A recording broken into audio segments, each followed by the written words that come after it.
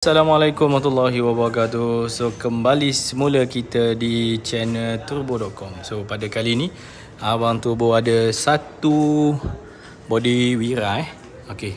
Body Wira ni enjin 4G93 GSR. So enjin 4G93 ni macam ni lah.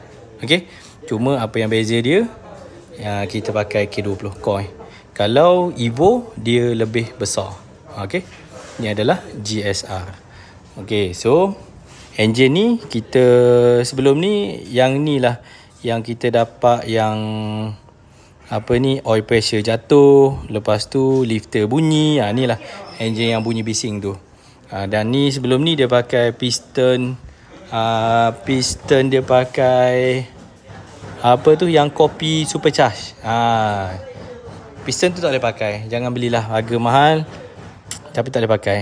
Beli je terus Force ataupun beli terus supercharge memang original punya. Okay. So yang ni kita dah buat fully balance. Sebelum ni crankshaft dia pun dia buat lebih kurang je. Crankshaft dia pun dia potong je dekat flywheel, menyebabkan engine ni vibration, oil pressure pun jatuh. Jadi yang ni kita buat fully balancing. Okay. Fully balancing dengan clutch SKS. Kita fully balancing, connecting rod pakai TPS, I-beam, piston kita pakai Force 82.5. Sebelum ni dah 82 disebabkan piston dia dah calar semua, block pun dah calar, kita rebore balik. Okay. So lepas tu banana kita custom, flange stainless steel, flange ni stainless steel, yang ni pun stainless steel. Turbo kita pakai custom G25 dari turbo.com, G25 550. Okay. So kita test pun alhamdulillah turbo ni tak lag lah, memang cun-cun dengan GSR. Cam pun kita pakai custom 260 dari turbo.com. Harga pun tak mahal, kalau nak harga dia dalam 1,800 je.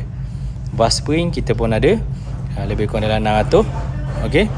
Banana ni 1,300 ni. Banana ni fully stainless steel 1,300.